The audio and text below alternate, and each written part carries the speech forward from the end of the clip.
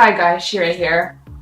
A bit late on the uptake, I know. Harry Potter and the Cursed Child, the 8th installment of J.K. Rowling's beloved Harry Potter series, came out more than a month ago. And where was I? In Israel, waiting for my pre-ordered copy to arrive by snail mail, which in Israel means basically as slow as a snail on crutches after a stroke. I wasn't one of those people who had high expectations for a legit 8th Harry Potter book. I knew it was written in screenplay format, and I knew it was written by people other than J.K. Rowling.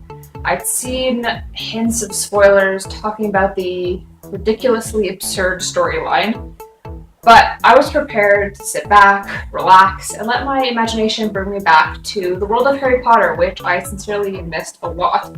But even once my book finally arrived, I just could not get into it. I read a few scenes, then closed the book and put it aside for over a week. This was not the Harry Potter that I remember. The storyline was just so strange and unrealistic, and I just wasn't drawn into it, and I had no desire at all to continue reading. Until I finally went to the beach one day with nothing to do but read, and I had no other books in the house. And so then finally, almost a month after the book was released, I finally read it.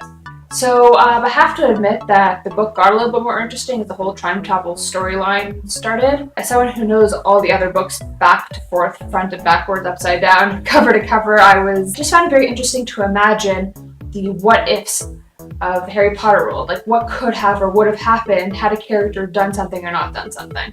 So if you ask me, I think where they went wrong with the marketing was marketing this book as J.K. Rowling's work.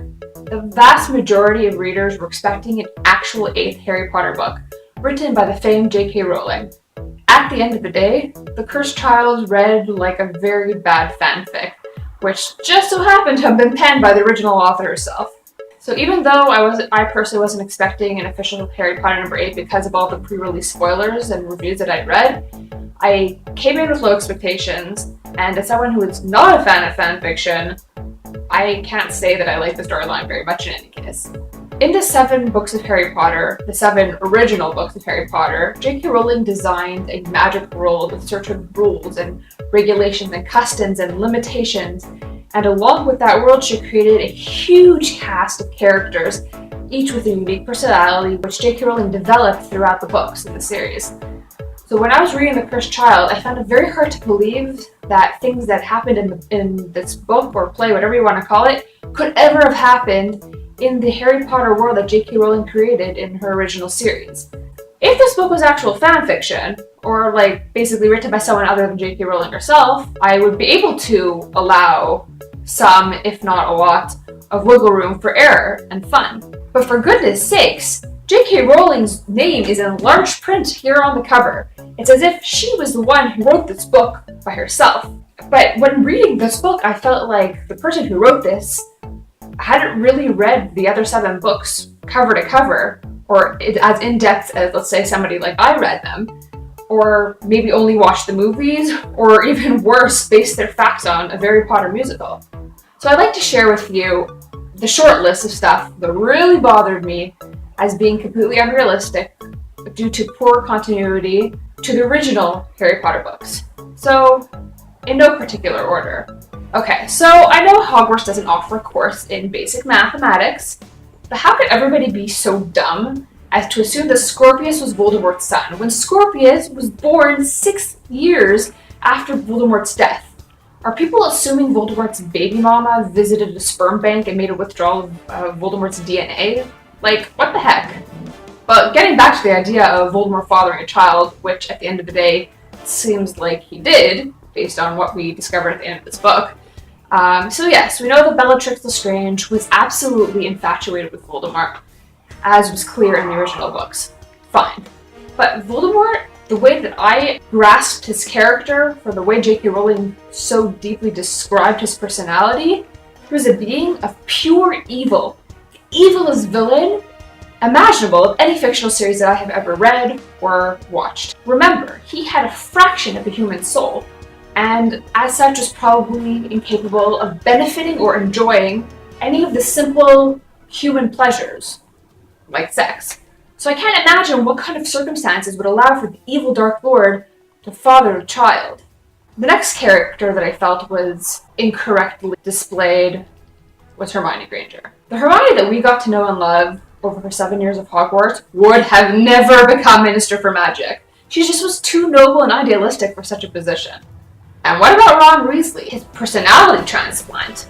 Somehow, over the 19 years from the end of the Deathly Hallows to the beginning of The Cursed Child, Ron transformed from Harry's trusty sidekick to that lame, wannabe funny uncle who no one wants to go stuck in a room with. The Ron that we know would have never run Weasley Wizard Weezes. Not a chance! He'd be an Auror like Harry, and together they would continue fighting dark magic until the end of time.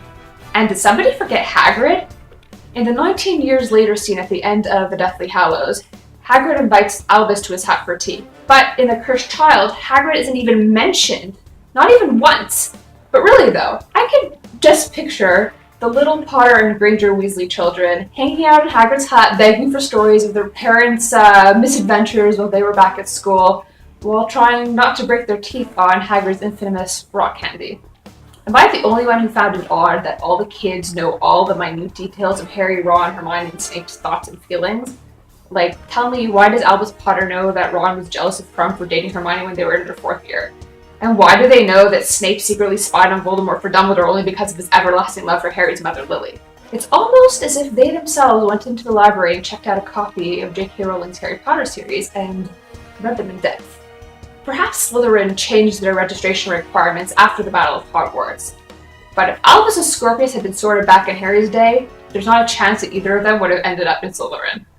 I also find it very difficult to believe that the Ministry of Magic's security system could be fooled by a simple Polyjuice potion, or that the Minister for Magic's office door would open with a simple Alohomora charm that anybody learns in grade school. And McGonagall blaming Peeves for the missing potions ingredients, which just so happens to be obvious ingredients of the Polyjuice potion. Please. Were the Ministry of Magic and Hogwarts fooled into a false sense of security by the lull in drama over the previous 19 years since Voldemort was killed? Thanks again for watching! You can click here to watch my previous vlog, probably one of my best, so you might not want to miss out. Click on the squares below to either watch all my vlogs, check out my channel page, or subscribe to my channel to be the first to find out when I upload something new. Thanks for watching and I'll see you next time.